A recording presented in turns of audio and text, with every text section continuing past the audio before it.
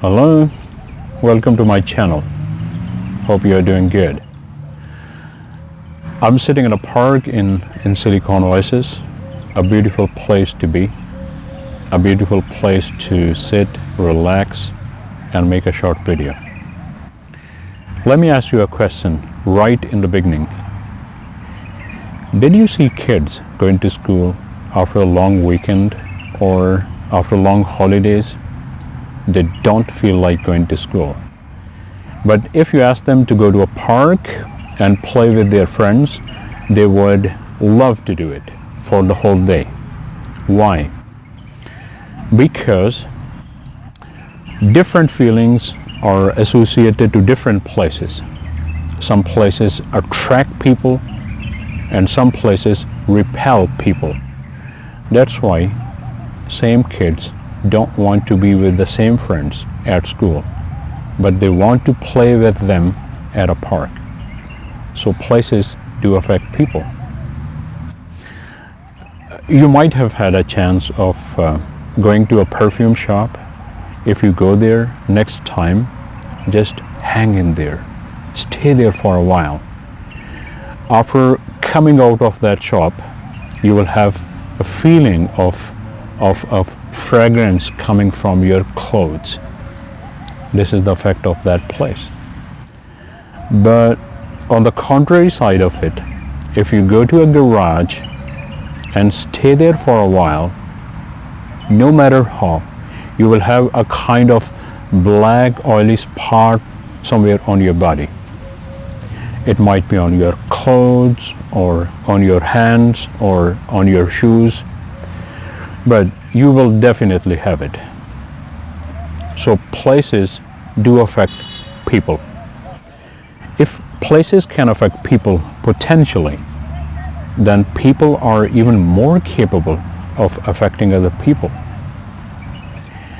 Whenever we want to make a decision, we tend to talk to our friends. We talk to our relatives, we talk to our colleagues, whoever is close to us. We talk to people, and after proper discussion, we make a decision. So people do have a strong influence on our decisions, and our decisions affect our future. So people, directly or indirectly, they affect our future. They affect our thoughts, they affect our personality, they affect our character, they affect our future, and ultimately they affect our destiny. What kind of people would you like to affect your destiny? The other day I was listening to an American psychologist, Daniel John Pena, known as Dan Pena.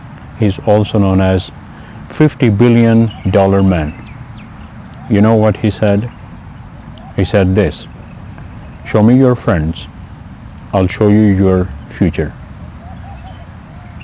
What does it mean? Show me your friends, then I'll tell you whether they are going to make your future or they are going to ruin your future. So we have to be careful in the selection of those people who can affect our lives. If you have a friend who does not affect your life in a positive or negative way, then you have him or you don't have him. It does not really matter. But if you have a friend who is constantly affecting your life in a negative way, and probably you cannot change him, then you better get rid of him. You better not have him around, because he will constantly be affecting your life in a negative way. Once I happened to talk to a Pakistani motivational speaker, Qasim Ali Shah. I asked him just one question.